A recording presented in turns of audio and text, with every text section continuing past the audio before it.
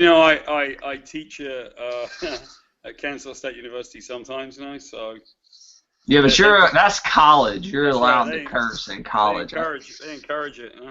Yeah, I'm I a junior teach. in high school, and I curse as often as possible. Yeah, but you're a student. Yeah, I teach juniors in high school. I teach U.S. history. So. Well, if you're going to do it with a Brit, I got the requisite like really, really big cup of tea, so we're all set. Hello, Most Governor. people usually have beer or coffee on these podcasts. Except for Matt, I hope he doesn't because he's underage. So. I have coffee. That's all I drink. I'm going to do no sports references, Casey. I'm going to do all the sports references, Casey. We used to have a little inside joke that I would just reference sports and everybody would take a shot, like whenever I reference sports, because nobody wanted to talk about sports on a comics podcast, obviously, but I was just being stupid. I'll talk sports anytime. Are we live right now, Casey? Yes, we're live. Can you guys not hear me? No, you were muted for like 10 minutes. Oh my God, we've been live this entire time. I've been like yelling at you guys. Hey, we're live. Can you guys not hear me? We're live. Can we go? I got you, Don't edit. Casey. All right. Don't edit. I won't, because I don't give a fuck. We're live right now. What's up, everybody? As you can see, your normal host, Will, is gone, and the show's already gone to shit with me in charge. I'm your host. The GWW Capes Crew, episode 134, is live in action, and we have a awesome guest who will get to right away, as soon as we possibly can. But let me introduce my co-host on this awesome comic book podcast for you guys. I got Brad Bell. How's it going, Brad? All right, man. The creator of the century has brought me back to the GWW Capes podcast. So it is a long-awaited homecoming. I'm glad to be here tonight, Casey. I'll do whatever it takes, Brad. You know me. I appreciate it. That was a big get tonight. Before we get to the Century creator, who we're all dying to talk to, let's introduce Matt as well. How's it going, Matt? Guess who's back? Back in black. Yeah, we're all back. We're all back. A reunion.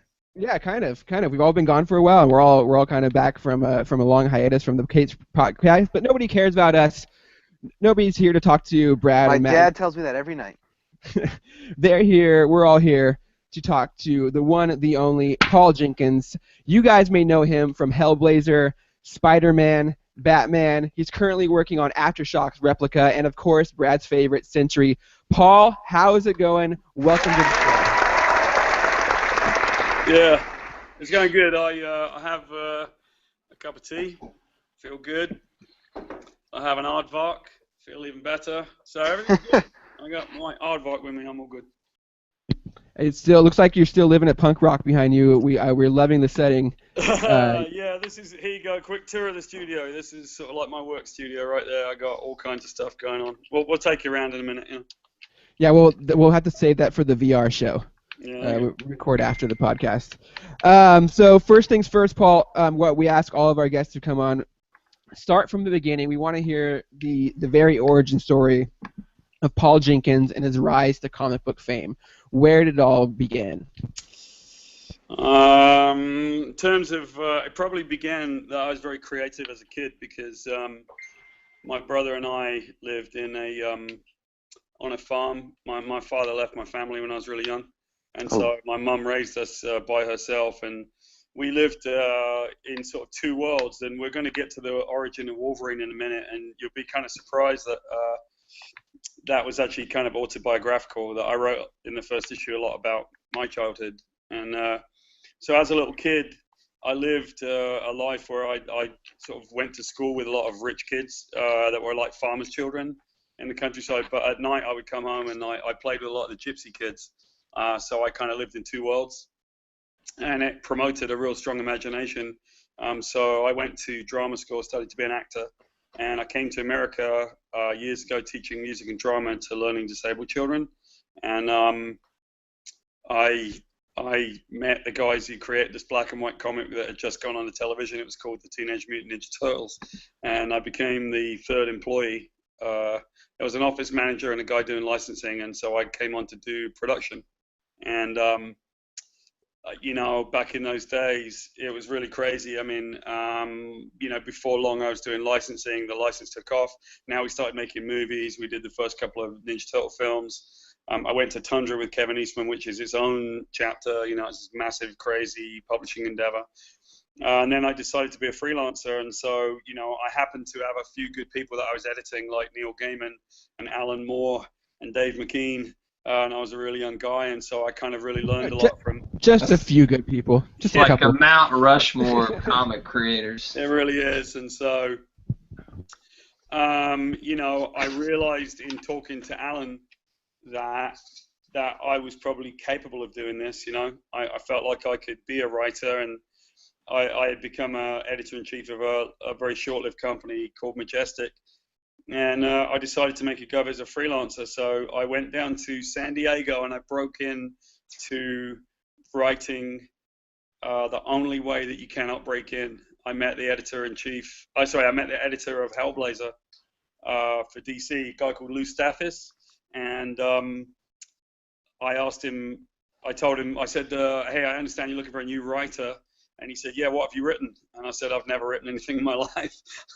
So for some reason, he and Karen Berger gave me a chance, and I wrote the script. I did about 4 different versions, and one day he just called me up and said, "Congratulations, you're the new writer of Hellblazer." And you know who the assistant editor on that book was? A little guy called Axel Alonso. Oh my gosh, the editor-in-chief at Marvel now. Yeah. Wow. Yeah. So Paul, you're like in the pantheon of like great comic greatness. Yeah. He's like the Tom Brady of comic books. Oh Right. God, a Patriots reference. That's okay. We'll take it because my wife is definitely on the level of Giselle Bundchen, so I'll take it. Paul, I want to ask you, when you were the third employee of what they called Mirage Studios, which was basically Eastman and Laird's kind of inside joke of they were just 2 guys starting out this studio, and you were over the licensing of one of the most licensed products of the late 80s and very early 90s. What was it like when you first got there? Did you realize what you had on your hands yet, or was it still too early to know and you didn't really know until you licensed it out? Probably I arrived on the cusp, but right at the time when we were beginning to realize what it might be, but not really, It was before the first film had come out, before it was done. I think when the first film came out, Brad, that was the time when everybody sort of said, like, wait a minute, this is more than you could imagine, right? Oh my God, 1990, I was in line at 4 years old, man. Okay, you remember those lines? I mean, do you remember what those lines were like? Huge lines. My mom made this scrapbook for me, like from when I was in kindergarten to when I got married, and gave it to me not too long ago. And there's pictures of me in line for the TMNT movie in like a giant, stuffed Leonardo. I mean, it was huge. I mean, Turtles Mania, like that, and '89 Batman Mania, that was huge when I was young. Those things stick out even though I was about 4. Yeah, no, you're absolutely right. And I don't know if I've ever seen a phenomenon where for any film, even the new Star Wars or whatever, there's been lines around the theater, like there were lines around the theater for that particular film. And so, yeah, there's some cool stuff. I mean, I came in and they had sold the license, so it was already a toy and a TV show. Yeah. But we had a tiny office, I would say 14 feet by 12 feet, and that was where we did Mirage Studios. Wow. It was tiny. And then we moved across the hallway. We thought we were so lucky. But it was crazy because if you knew what was going on in those days, if I knew now what I knew then, it would be incredible because, we'd have like cell paintings from the show come in every day, toys, all the stuff that's obviously, 28 years later is obviously really, probably worth like millions. Yeah, it's probably worth a lot, but it's not that I like it. It wasn't mine. I mean, it was very nice of the guys sometimes let me out. I didn't really care for it, frankly. I'm not really a big celebrity guy. I'm not really about fame. I'm not really about all that stuff. I got a few good anecdotes from those days, though. One particularly good one. when we went to the first film, it was the showing in London, and it was at the Leicester Square Odeon, which is pretty much like Ann's Theatre in London. And so it was the premiere over there, and it's called Teenage Mutant Hero Turtles because they weren't allowed to use it for some reason. Too violent. Yeah. And so we go to the premiere, and everybody from Mirage all had like girlfriends, you know, and I think most of them were quite attractive ladies, let's put it that way. And hey, Kevin Eastman, man, he seems to always court attractive ladies. Yeah. Okay. I met him at a con. He was with his lovely wife, and the nicest guy. He signed everybody's poster, comic, whatever. I got a TMNT Mondo poster he signed from the original film, and he doodled a little turtle in the corner. I mean, he was a nice guy. I don't know how it was dealing with him in the studio, but he's good at cons. Well, Kevin and I have been great friends. I mean, I'll tell you how much I love Kevin. He was in my wedding party, so. Oh wow! You know, like Kevin and I have been great friends for about 28 years now, and he's an awesome dude. But when we went over to the premiere, since I didn't have anybody, I actually had the coolest thing. I took my grandmother, right? So apparently the limo goes and picks up my grandma, my nan, and brings her to the Leicester Square Odeon, and we sat in line, and we got out of the car, and she waved at everybody, and we watched the film together. And later on that day, we sort of had a get-together outside, and I'll never forget Brian May from Queen coming over and saying, young man, I understand you brought your grandmother. That's the greatest thing I've ever heard of. Next time I go to a premiere, I'm going to bring my mum. So it was cool. love Brian May. Everybody loved my nan. It was really cool. So those were really cool days, and you know, we did Tundra, and that was crazy, and then obviously I got in as a writer, so I made things differently, you know. Damn, Paul, you need to write a book, son. I've actually just finished my first novel. Oh, it's coming out. It's coming out in August. It's autobiographical, because I could listen to these stories all night long. Yeah, these are just insane. I have so many insane stories, right? If you ever can, and I hate to plug someone else's show, but it is a really cool, fun kind of thing.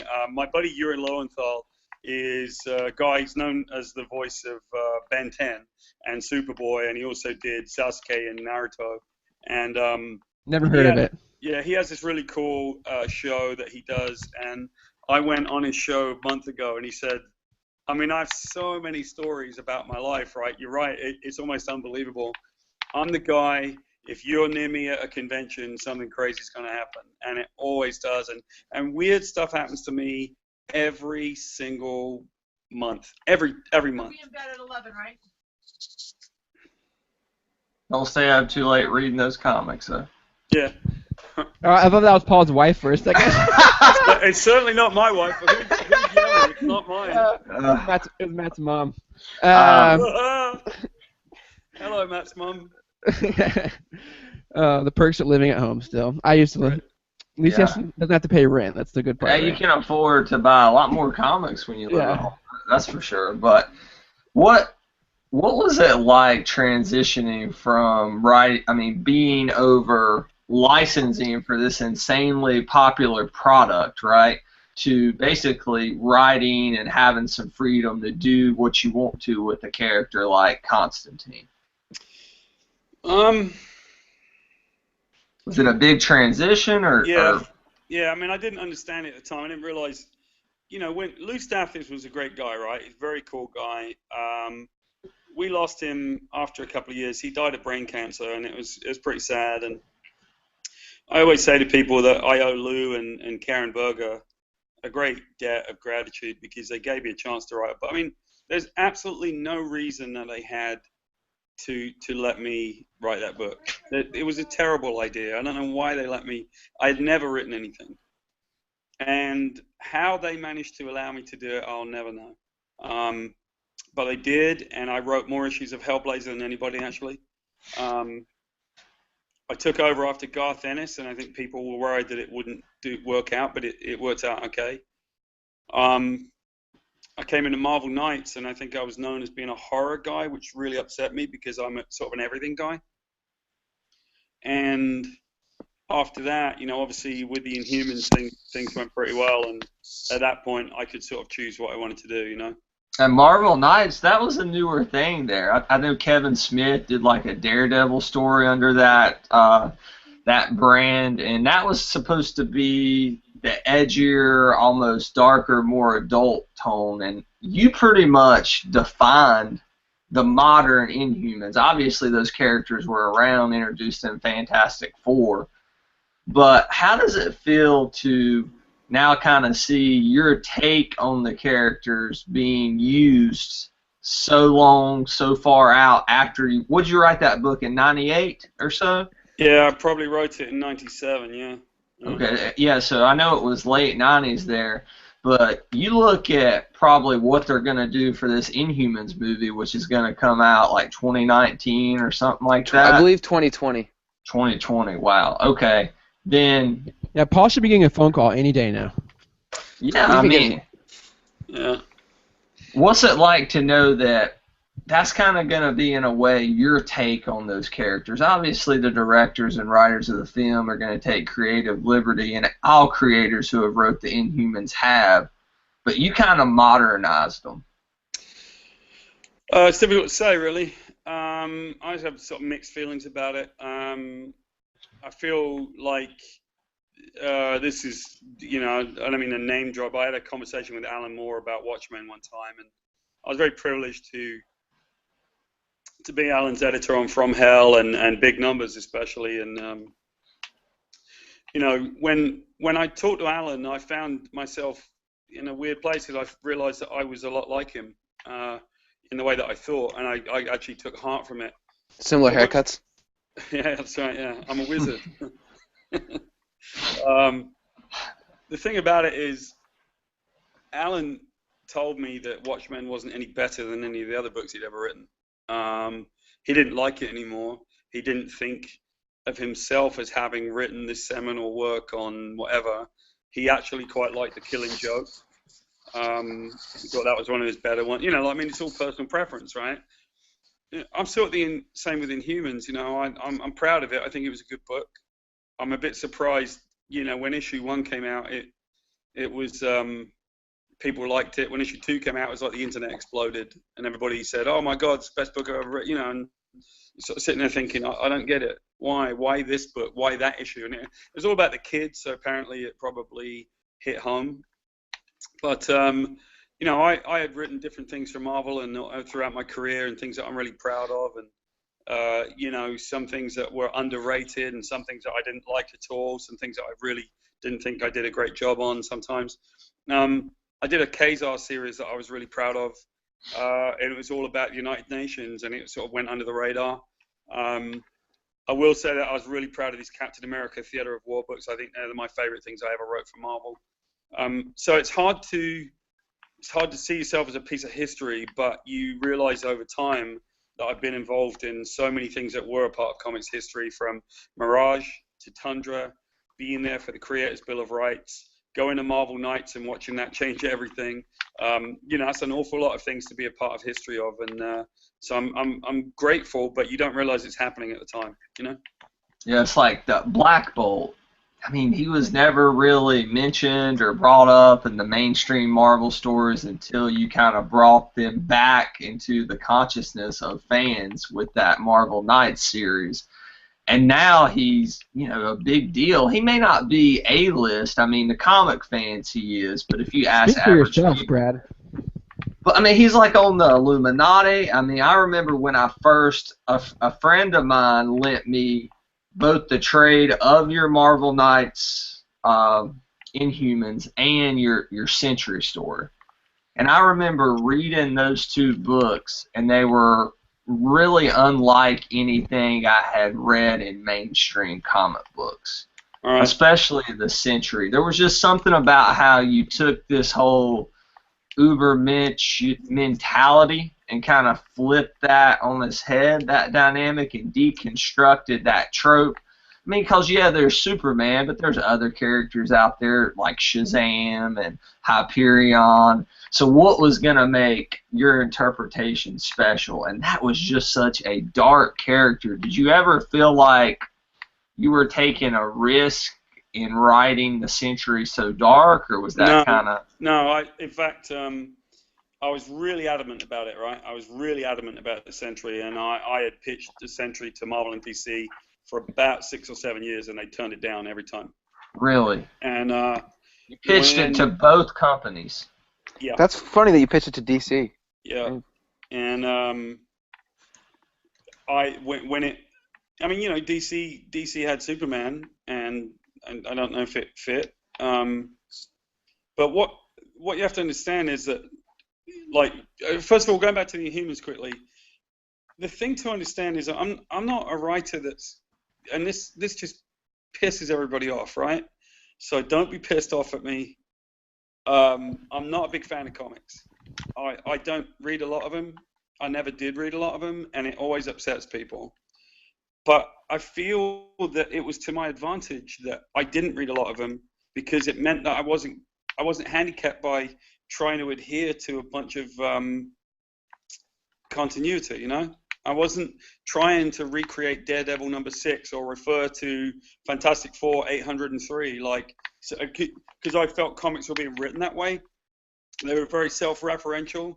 We were dealing in the same kind of cycle, especially at the time that we took over Inhumans. So the truth of the matter is, and I've spoken about this at great length, they sent me Jay Lee called me and he asked me, would you like to write the Inhumans? And I said, yeah, who are they? I'd never heard of them, because I don't know much about comics. And at that time, a lot of people didn't know who the Inhumans were. I guess they've been around for a long time, but you're right. Like, people didn't know who they were. And so Jay told me, and they sent me 2 5-page stories by Jack Kirby, and that's the only thing I ever read on the Inhumans to write the series with.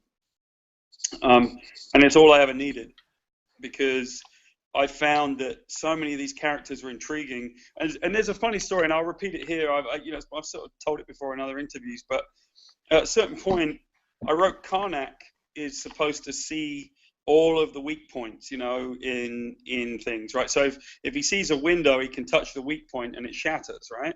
And I had him as the advisor to Black Bolt because I thought he would see the weak points in Inhuman society. And so the fans were like, my God, that's brilliant. I can't believe you thought of that. And the problem was, I actually just thought that was what he did. Like, I got it wrong. I thought that was actually part of his job. And I just so didn't know about comics that it's probably for the best, right? And it taught me a great lesson. The other thing about the Inhumans was, once they did send me the old comics, I found that, and I mean this respectfully, because I don't think you ever want to be disrespectful to creators, people who do the job the same as you. But I found that, in my opinion, there was one mistake that they made every time. Every single time that Black Bolt showed up, after a few pages, something would blow up, right? Something would explode. He would use his voice and he would say something, and you'd have this visual explosion because he's not supposed to speak. And honestly, I thought that was counterintuitive. I thought, as a writer, you should never allow him to speak. And so we never let him speak, and he never does, and he's not supposed to, and he kicks ass anyway. And I thought that was the whole point of Black Bolt. So I feel like maybe those were the things that we did that kind of changed things. I'm so glad you did that with Black Bolt, Paul, because your comic is what made me fall in love with that character. And that's the reason why, because when he does speak, it should be this monumental moment that changes everything. And it shouldn't be just something he uses to save the moment. Right. Well, not only that, but you say when he does, and I say he shouldn't ever. Never. He can't. That's the whole point. He cannot speak. Because it's a metaphor for royalty or something. He can't speak his mind. Otherwise, It creates a crisis, right? So that was what we took the Inhumans for. We tried to create this sort of thing where, we'd use it as a metaphor for American society, basically. Paul, with Black Bolt and the Inhumans specifically, and I kind of want to tie this back to Jay Lee. Yeah. Was it a challenge? You said you didn't really ever want him to talk, and if he ever did, like Casey said, it's monumental, and you said you didn't want him to at all. Were there any challenges that Jay ever spoke to you about portraying his thoughts and emotions? because Jay's really good in bringing out emotions in his work. Did he ever mention that as a challenge? No, I wouldn't say so. I mean, I'm a very visual writer the way that I work, and so I think that Jay and I collaborated. I think that we could have that discussion, and it wasn't really a factor. Okay. I think we understood Black Bolt, and we understood that he was. I mean, I told Jay probably in the script to the first issue, just so you know, Black Bolt's not going to speak. Like, it doesn't make any sense. You know, like I think I even wrote it into the words of the first script. So I think that was an intelligent sort of way of approaching it. And then with the Sentry, you know, what happened was that when we won the Eisner with Inhumans, Marvel came to us and said, you can do whatever you like now. You can do Spider-Man, you can do Hulk, you can do whatever. And I said, I want to do the Sentry. What was their reaction when you told them that? Basically, are you fucking serious? I don't want to do the Sentry, you know. And I said, well, look, you know, I persuaded Jay. And I said, honestly, I want to do it, and that's what I want to do. Sorry, I'm not a fan. I might be the craziest person in the world, but I was actually, Ralph Macchio, when he was the editor over there, asked me to do Spider-Man for about 3 years before I said yes. And the reason was I couldn't understand the character. It was so convoluted and difficult. Neither can Sony Entertainment, so you're in good company. Yeah. I mean... So we did the Sentry next, and then I did sort of the Hulk, and they asked, you know, once they saw that the Sentry was doing well, they asked me, can I come in and kind of rebuild the Hulk, because it had gone through this crazy sort of iteration with John Byrne that I don't think was it didn't sort of work out so well, and so they asked me, you know, can I do that, and then it was Spider-Man, and I think that very quietly we made a difference, you know. We wrote very single-issue stories that are very quiet, you know. Yeah, and I think that was probably the best the Hulk had been probably since Herb Trimpe had wrote the Hulk. But well, you can't say best, right? Because subjectively, yeah, that's me being subjective. I mean, everybody has their own flavor. I like Batman versus Superman. Some people hated it, but we won't get into that discussion. Okay. Now I want to ask you something, and I know I kind of asked this same question when I talked about the Inhumans, but I want to ask it with the Sentry. Here's what made, and I'm being dead honest with you, Paul, because you're being honest with us. Here's what made me read the Sentry, your work, and I had no idea you created this character until my friend loaned me his graphic novel. I was reading New Avengers. I saw that scene where Sentry takes Carnage in the space. That great splash page just rips him in half. Mm-hmm. And I was like, holy shit, who is this guy? And even though that introduced me to the character, that was a cool splash page, but then I went and read your stuff, and it added so much substance to that. It was just that. I didn't look at that as the main portrayal. But, like, that shocked the internet, that splash page. Do you remember the reactions to that? Did that even catch your attention or no? I remember all kinds of different things. I do remember the reaction, actually, to that. I think people sort of really liked the Sentry at that point, and they got for it. I feel like... the other bit that probably people liked was when I showed up as a character in... I was going to ask you about that. Yeah, it was pretty crazy. I mean, Brian called me up and said, you know, he was thinking of doing it and would I mind? And I'm like, dude, I'm flattered. That's brilliant, right? I love the idea of it. It's a break the fourth wall story, but it's not. You know, Sentry, I know this sounds crazy, right? Kevin Feige at Marvel Films once took me to one side and told me that he thinks The Sentry is their best movie. Yeah, I want to see him pop up in an Avengers movie and then get a solo movie so bad. So bad. You think it ever happened, Paul? We'll see. I think it totally will happen. They only have so many characters, and they're wiping that slate clean, that first slate. Like, Thor is gone after Infinity War, and they got to have another Superman-esque character take his spot. And I think a character who has a lot of depth and something you can actually play around with. And I think that's Thor's problem, too, is those movies just don't have any depth. They're just basically like bad guy fights good guy, or good guy fights bad guy movies, and the cute one swings a big hammer around. I think something with the Century allows Marvel to explore kind of a different side of a powerful character that the Thor won't allow them to. Yeah, I mean, I have a contract where I write the screenplay, so that's cool. Oh wow, that's awesome. It's happening. Like, he's just telling us it's happening, but like he can't say it's happening. I didn't know it's not happening. If it was happening, they would have called me and said, "Hey, do you want to do it?" But I would love it to happen. I mean, I think the thing about the Sentry, as opposed to some of these other superpowered people, is when I wrote him and created him, you know, like I said, it was created like 6 or 7 years before they said yes. And one of the things I wrote when I wrote him, I sent Marvel a psychological profile of the Sentry, and he's a disorganized type schizophrenia with agoraphobia and all this. And I sort of said, like, you know, this is what you have to do with this guy.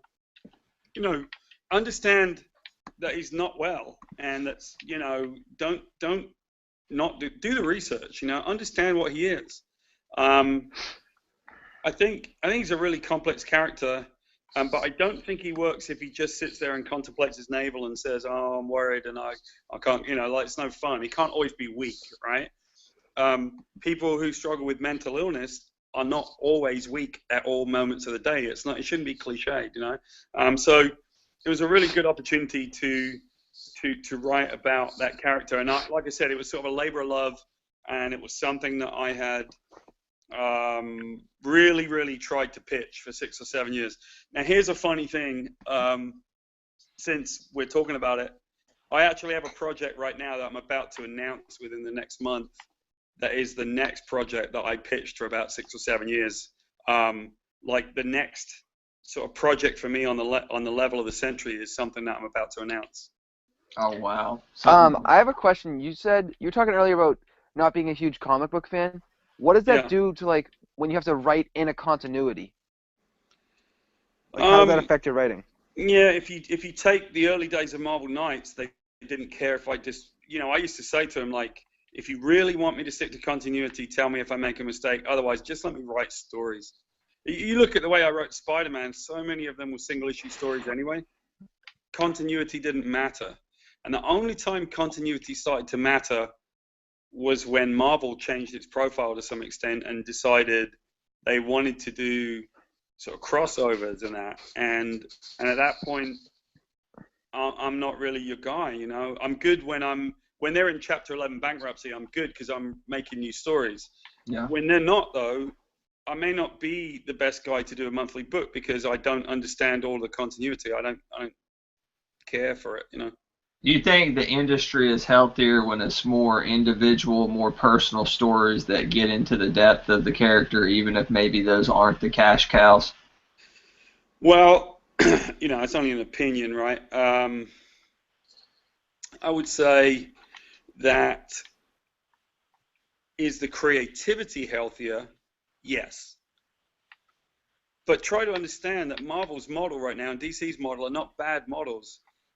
How much money did they make out of the first Avengers movie, right? Take that number and extrapolate.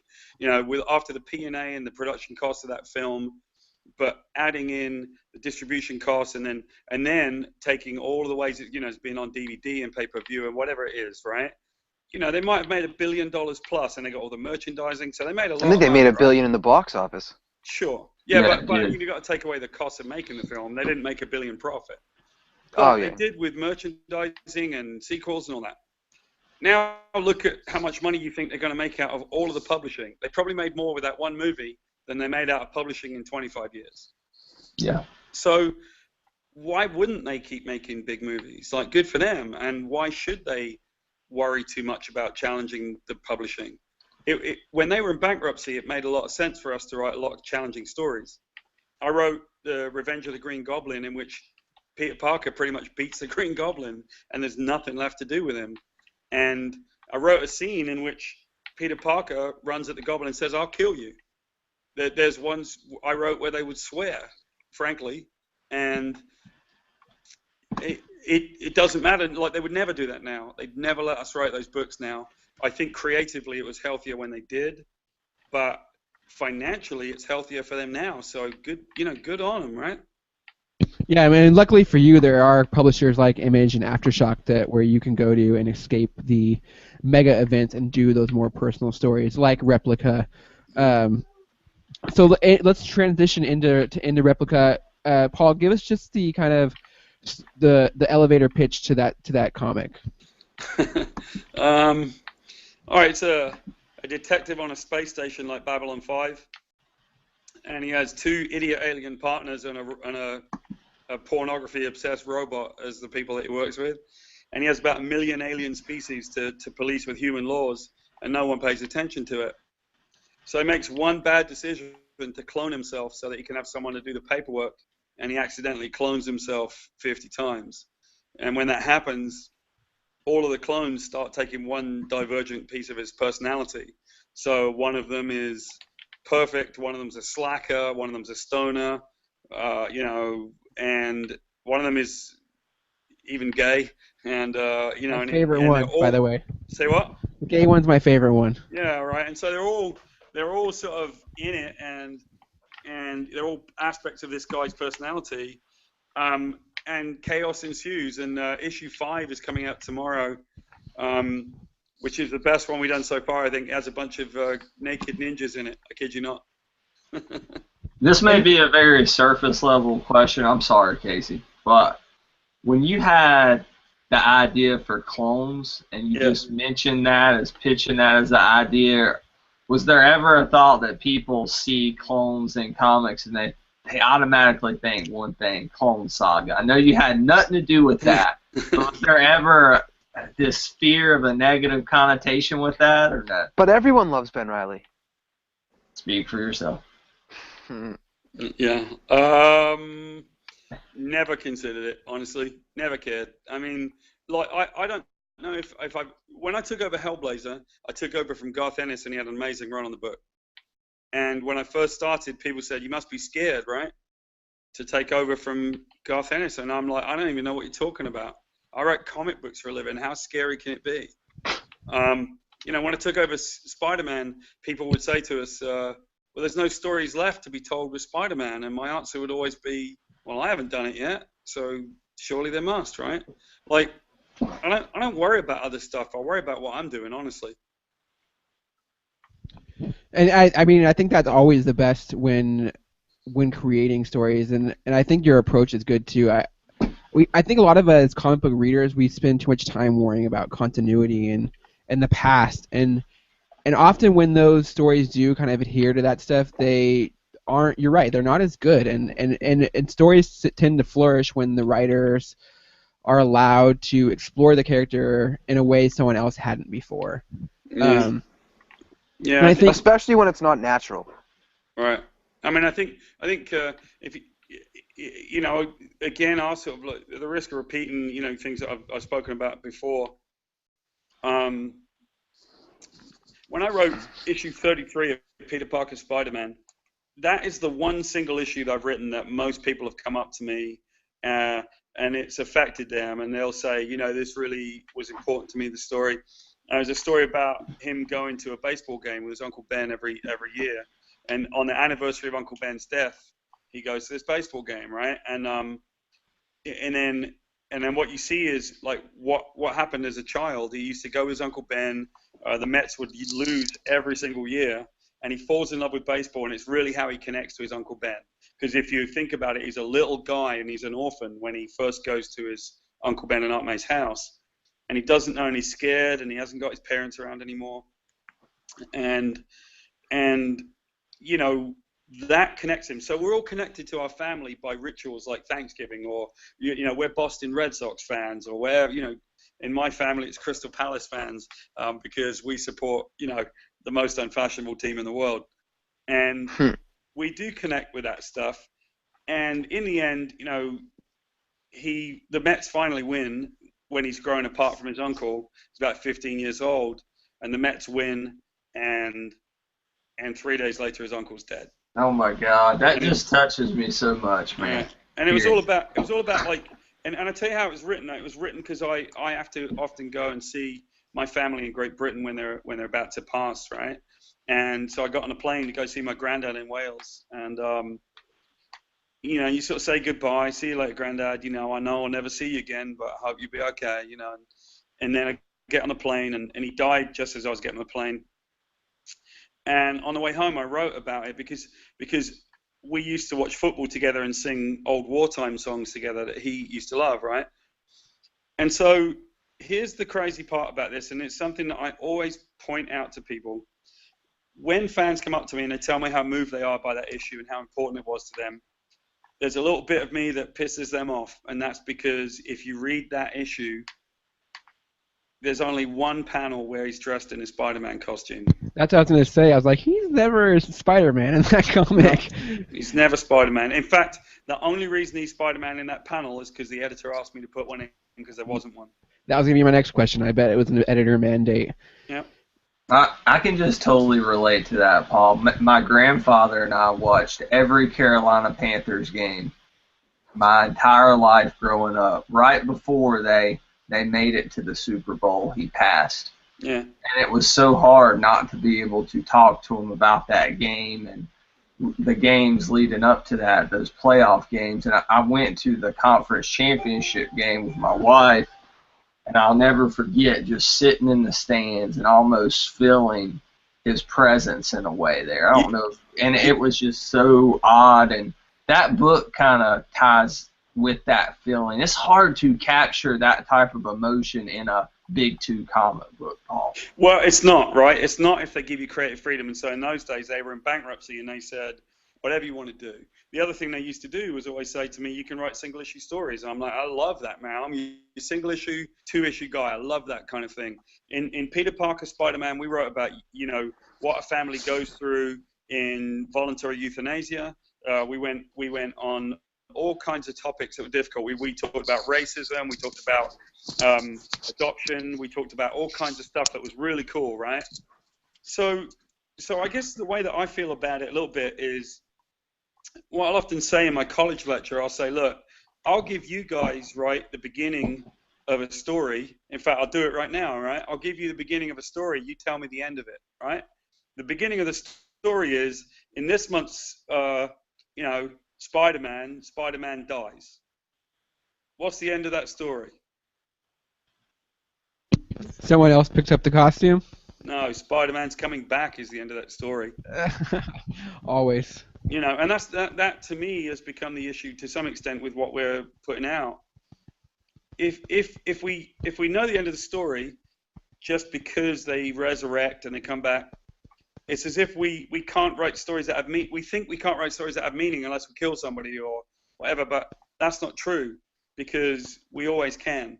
And I don't think that we believe it. And the American mainstream comic market, I hope, will return to the kind of thing that we did back in Marvel Knights and leading all the way up to Civil War. I think we were doing really good, really, really challenging books, and I want to do more of them. And I'd love to do them with the mainstream again, but, I want them to want it too, Civil War Frontline, Paul. I got it. I got the trade out. That's Trinity. That's the wrong trade. Good job, Brad. Great book. That's a great book, too, but I have the trade right here. I've never been so offended in my life. I'm sorry, Paul. That's Matt Wagner, another great writer. But I had this. I pulled it off the shelf when I found out I was going to get to be on the night when I got home from work.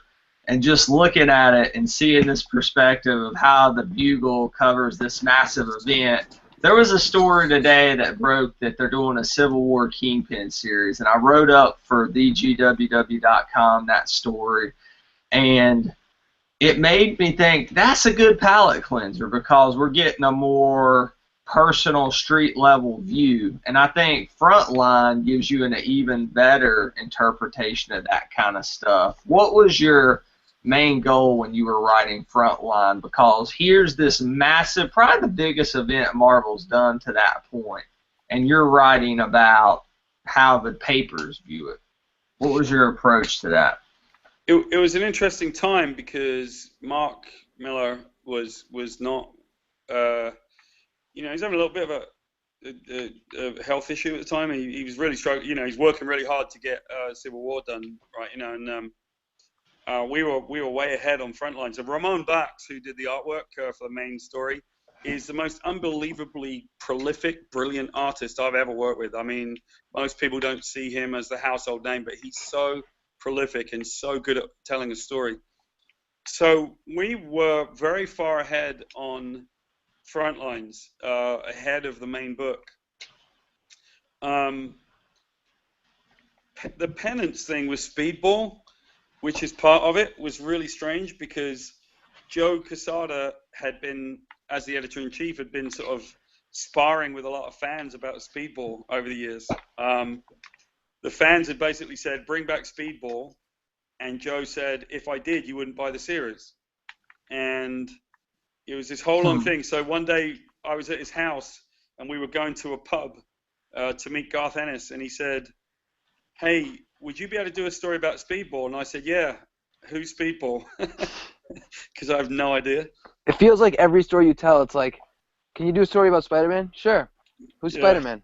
Yeah, right. Well, I can do Spider-Man. Yeah, I knew who Spider-Man was.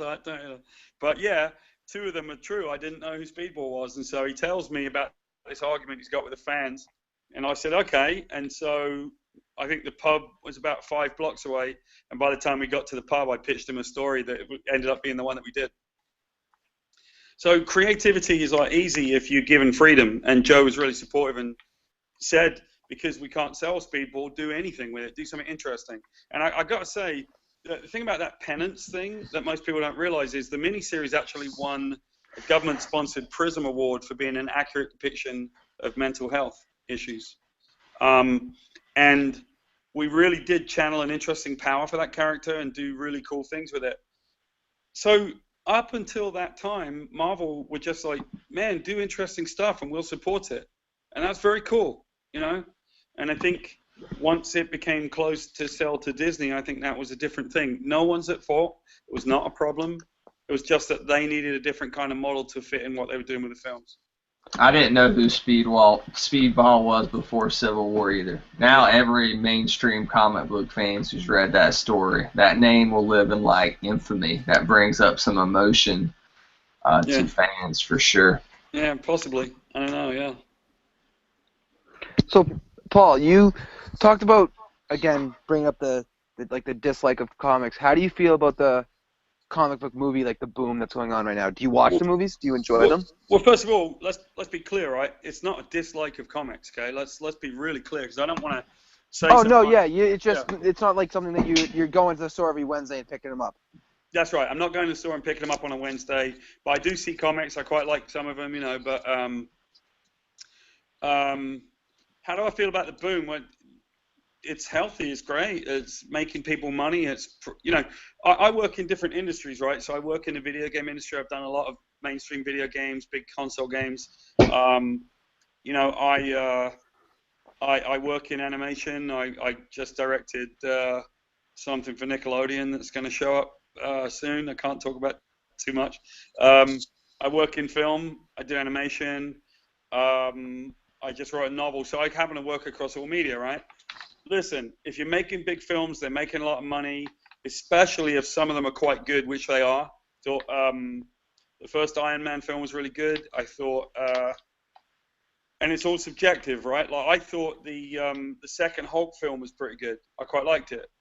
The Edward Norton one? Yeah, I like that one. You know, I thought it was a really good looking film, and I liked him as an actor. I think Guardians of the Galaxy is a really good film. The Christopher Nolan films were good. There's plenty of really good stuff coming, you know, and I'm all for it. What's your favorite one? Well, I probably had the most fun, right, with Guardians of the Galaxy. But I'd have to say, this is crazy, right? Like, and it's only for one decision. I actually originally liked the very first Batman film with Jack Nicholson and Michael Keaton for a really cool reason, right? If you were older then, you guys are younger than me, but if you were of my age, when they cast Michael Keaton as Batman, every single one of us went like, wow, are you serious? Because that guy was a comedy actor, right? But I think a lot of comedians have a dark side to them, And so just the casting of Michael Keaton was so inspired that every single person like myself sort of went like, wow, good for you, just really, really clever, and nothing had been done. And the one thing about that Batman film that hadn't been done in film was that, apart from Blade Runner, was that the city was a big character. Like Gotham City was a huge character of that film. Yeah, I think that's one thing that the newer movies kind of left behind. And now they just film like at Chicago or Pittsburgh or whatever. But yeah, those Burton movies, like the city, they created that Art Deco like landscape that was like carried on in the animated series and made that show and that kind of aesthetic really pop for my generation, especially because that's what made me read comics, was watching Batman on Friday night with my dad. So yeah, I think that's something that I would love to see the new universe kind of reinvigorate, is like the locations are as famous as the superheroes themselves. Yeah, but Batman lives in this amazing place. Like Gotham City is a huge character for him. It's his guest star. It's his sidekick. Gotham City. It's amazing, right? And so I think they did a great job with that film. And I've written for Batman before a couple of times, and the one I did, Jekyll and Hyde with Jay Lee and Sean Phillips, was very much using the environment and the look of the comic to tell some of the story. I think that works for Batman. I think that's what's made Scott Snyder's run so good, especially with the Night of the Owls and Court of the Owls. He made Gotham a character, and that has been consistent through his run. Right, I agree. So back to Michael Keaton. Now, he was in a movie called Multiplicity. Yeah, I've seen it. And it's very. Did that inspire Replica at all? Because it's a very similar kind of premise that with the cloning aspect. Yeah, you can't have any original ideas, right? Because there are only 7 stories, right? Like I was going to say, what's that Shakespeare quote? Right, boy meets girl, boy meets boy, boy meets alien, right? Like there's only about 7 stories, and so Multiplicity, I would say that Replica is Babylon 5 meets Multiplicity. That sounds like a wet dream for our 15-year-old Casey Walsh. I tell you what. That's great, right? And so, I love Multiplicity. I loved Michael Keaton's take. I loved the stupid clone, the one that was deteriorating. Like I actually thought that was so well done, and so I don't think there's ever any concern where you say, man, yeah, of course that was an influence. Like I remembered Multiplicity. I think it was a great film. It was really funny, and I should use it as an influence. Like it's a really, but it's not. You don't plagiarize or copy. You say, oh yeah, I've seen that film. No worries, right? But what we're doing in Replica isn't. I mean, we just did a very heartfelt story that's yet to be done, yet to be drawn, and yet to be released about the gay clone. Simply because it was very much about he won't accept that an element of him has this in him, but the gay guy's sort of like, why do you care, man? We both know that there's an element of you that's part of that. It's a very serious story, and it's very much about acceptance and all that kind of stuff. So it's not in the vein of Multiplicity. Some of it's really like the way we're doing it right now. It's pretty funny. It's a funny comic book. But they're not always going to be all funny, Paul, I want to ask you this question, and I don't mean to be negative, but you have a unique perspective on this, because when you came to Marvel, it was right after bankruptcy, and the bubble had burst, and we got past the era of all these foil covers and all that stuff. Everywhere we go to Walmart, Best Buy, look at people, stickers on their cars, you see Batman, Spider-Man, Superman. We are living that superhero boom, as Matt put it earlier. Are Marvel and DC, not just talking about the comics, I know Warner Brothers owns DC and Disney owns Marvel, but do you think this is now too big to fail? Is there any way that this bubble burst the way it did in the comic book industry? And I'm not talking about maybe necessarily something to the extent of bankruptcy, but just where the overall interest in mainstream America burst. Well, look, it's going to fail for the same reason that the comics failed if it fails, right? the reason those comics failed is because you were selling an entertainment product and not putting any entertainment in the early 90s. It was just put them out, hype them up, put chromium covers on them, and then you never know, right? For me, I think if they start putting out those movies, and those movies are of a poor quality, and they don't care about the story and character development. Now, they're not doing that right now. They cared about the development of Iron Man when they made that movie. The first one especially. He's a brilliant actor. They made him great, right? Oh, yeah. They cared about the main character in Guardians, for example. He's a really good character, right? Star-Lord. But if they put out, I can't understand why they put those Fantastic Four films out. I don't get it. Like, not because I'm angry at them. I don't care. I'm not a big fanboy about it. I just don't understand it from a most basic money-making point of view. Why would you put out those films and never understand that the core of Fantastic Four is that they're a family, right? Yeah. And you just don't seem to care. You make those movies again and again. You've done, how many Fantastic Four movies have there been? Three? Three, I believe. Four Three if you count mainstream ones. the old one that came out. Not the old one. the Roger Corman one that they had to make. Yeah, to keep the license. But three of the ones that they've done in recent, times, right? And all three of them are not well conceived because they don't seem to understand that at the heart of it is characterization. They're people. They're a family, and that isn't represented in their film. Now, what's the most memorable part of Guardians of the Galaxy? Really, when you think about it, The opening music. scene. The music. The music, the connection to his family, right? Yeah. And that's the point, like if they get into starting thinking that they can make a lot of special effects, interestingly enough, I have a theory, but it's because I teach these days, and I have to kind of think about this. Which movie in the history of modern movies was really the death knell of special effects as a storytelling method, right? It was Watchmen. When that came out, it wasn't bad enough to be memorable, and it wasn't good enough to be memorable. It happened. You spent your $12 to $15, and you left you left the theater, and you said, "Well, there it was."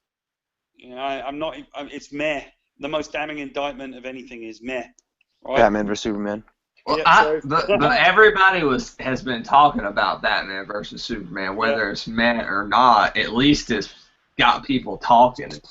Right, and I don't think it's as meh as Watchmen, but it's all subjective, right? Like, why would they worry about it? They've made so much money on it that you guarantee there's number 2 coming, or it'll feed the Justice League, basically, Yeah, absolutely. It's what I would like to see with the Fan Four is like a period piece movie that's set during the space race, because that's kind of when those characters were catapulted into the mainstream, as that was going on, and that tied into what was going on in our culture. So I think if you can combine something like that with the aspects of family, it would succeed. But that's why Marvel's thriving, because the people they put in charge of their movies understand the characters. They consult the Brian Michael Bendis of the world.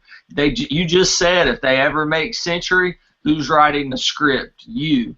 Whereas I feel like on the kind of Warner Brothers DC side, they don't have those creators that they reference enough. I know that they talk to Jeff Johns, but I don't think to the extent Disney does.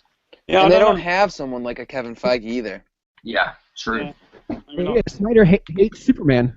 It's obvious from that movie he hates that character. So, that goes exactly with what Paul is saying. If you don't have a love for the character and or even just an understanding of the character, how can you possibly create a movie that's going to capture an audience who's been worshiping that character for their lifetime?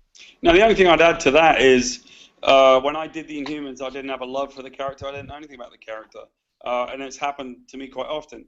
But initially, I think what you have to do is to find immediately a love for the character. Work out that you have something to say and care about the characters that you want to write, right? So it wasn't, maybe they didn't have a love for it, because I didn't have a historical love for a lot of these characters. But I would think that they needed to work a little harder at creating that love, Paul, will you have any input on the Inhumans movie coming out in 2020 at all? Not that I know of. Okay. Well, So- we'll see how much of my book ends up in the film. Yeah. I'm sure it will be. I just meant, like, will they reference you creatively, maybe pick your brain a little bit? I don't even think it's in pre-production yet. No. Yeah, I know. Yeah, who knows, right? I don't know. I guarantee you Paul gets a call. I hope so. Paul gets a call. Better call Paul. Just before we move on, you guys, I want to all to say bye to Matt. He's got to go. He's got school in the morning, so it's 11 o'clock where he's on, and then we got a part him adieu. So Matt, thanks for joining us tonight. Thank you for having me. It was an honor to talk to you, Paul. Oh, Matt, thanks a lot, man. Stay in school. Will do. All right, see you later, Matt. So Paul, back to Replicants and issue 5 coming out tomorrow. And what's the plan? What's the overall arching plan with Replicants? Do you have a set issue in mind, or are you just going until Aftershock says you're done? At the moment, right, so one thing that's a little bit frustrating, not frustrating in a bad way, just Andy Clark, the artist who's amazing, has been dealing with a little bit of an eye issue. He's got a problem with his eye, and so we're having to kind of stop for a little while. He has to do a surgery and stuff just to make sure that, because he's an artist and he obviously relies on it. So we're stopping a little bit. The first story will end, and then we'll stop for a bit and hopefully reboot once he feels better, because he's the guy to do it, But if I can, I'm going to get through all of the 50 clones. If you actually look at the covers, each of the clones... Yeah, totally. You're up. Oh, that's amazing. And yeah, Andy's art is tremendous. And you're right; it does fit the aesthetic and tone of your book very well. It's very bright and colorful and detail oriented, and he's kind of allowed to play in this giant world you're creating with all the clones and the aliens. And yeah, all the covers have been amazing so far. Yeah. But like I said, the one thing that you'll see very soon, the book that really is like my new century, is going to come from Aftershock, and it's been something that I pitched about 6 or 7 years to Marvel and DC. They would always, in this case, actually say, yes, we love that, but they never did it. So I'm going to be doing it with Aftershock. Well, here's a question. Aftershock, brand new company, literally just started a month ago, or a couple months ago, I guess, at this point. Do you prefer to kind of take one of your characters to a company like Aftershock and start it there over Marvel? Because Marvel essentially owns the Century now, and you can't have that character back. But if you were to ever leave Aftershock, could you take that character and that storyline with you? Yeah, what you have to understand about creator-owned and different, the deals are all different, right? Image deal is different from Boom, is different from Aftershock, and there are different reasons for working with those types of companies, right? Like one person does this, but they don't do that. Like the one thing about Aftershock is they're very well equipped to move into different media, right? The two of the owners work in reality television, and they're very connected in Los Angeles, so they stand a much better chance than most of exploiting the work outside. That's important to me because I work outside. I work in film. I have a crazy life in Georgia, man. I actually, I have a studio here. I chaired an advisory committee for the governor of Georgia on digital and interactive, and independent filmmaking to some extent. So, Image has its reasons. Dark Horse do, and in my case, I think Aftershock really fits me. So that's why.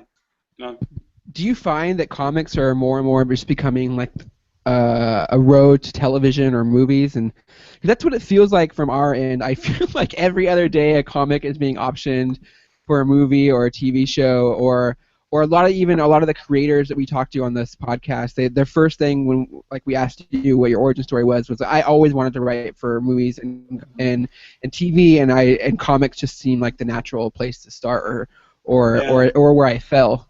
Yeah, I don't know. I don't work through comics into film. I work in film. I don't work through comics to animation. I do animation. So, game development. You know, and I mean, I just don't. I'm not in love with any medium. I like all of them.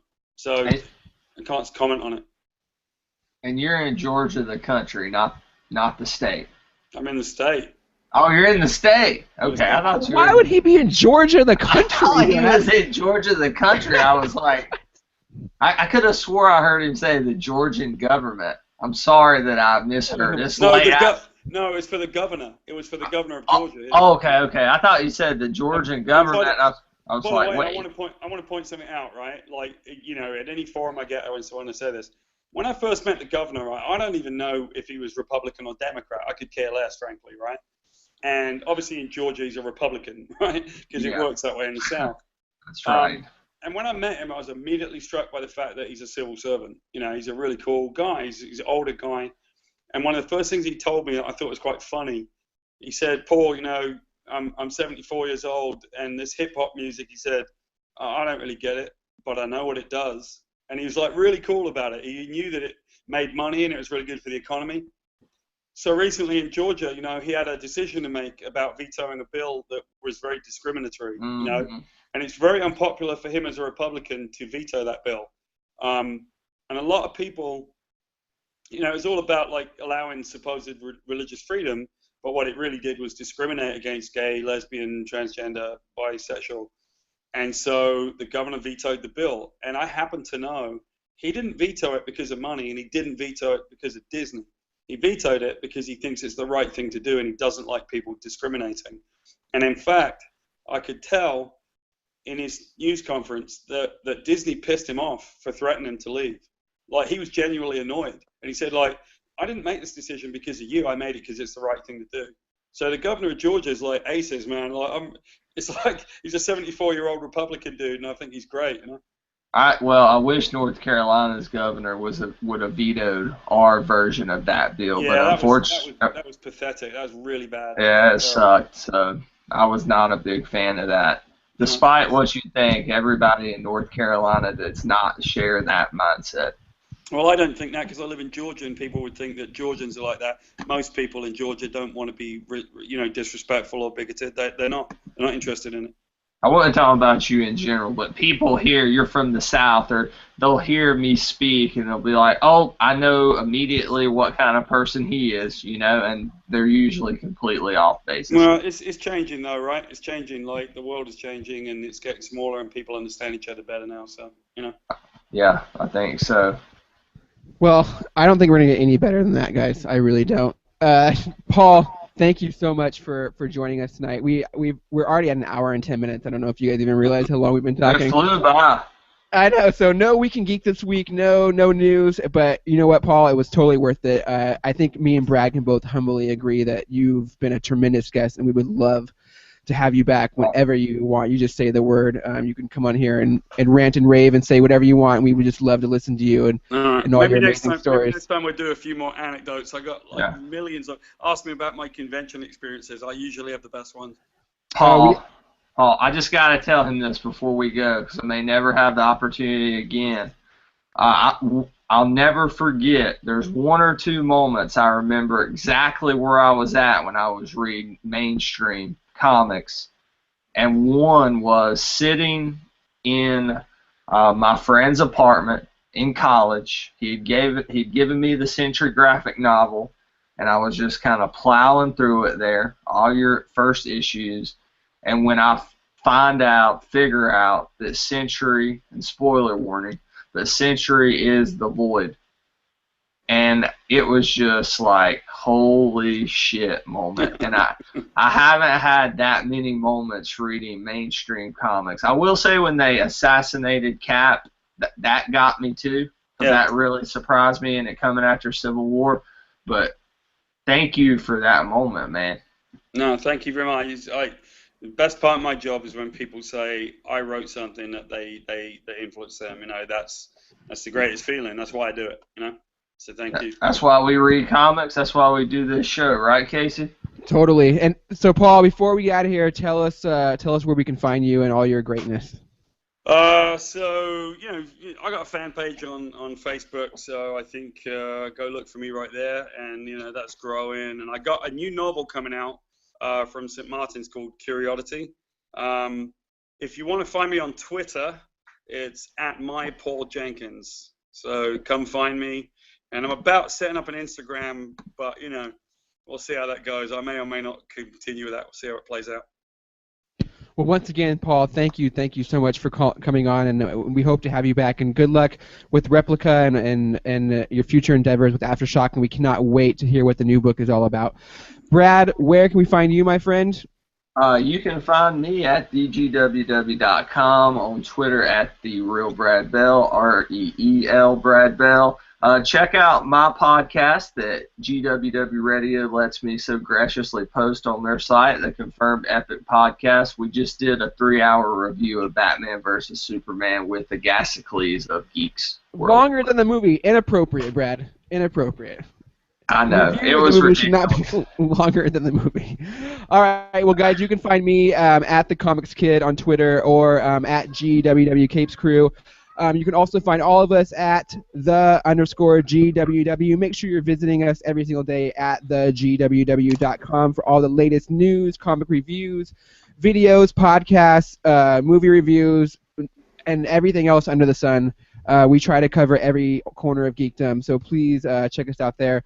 Thank you, Paul, so much for coming on. Thank you, Brad, so much. And to everyone, we will catch you on the geek side.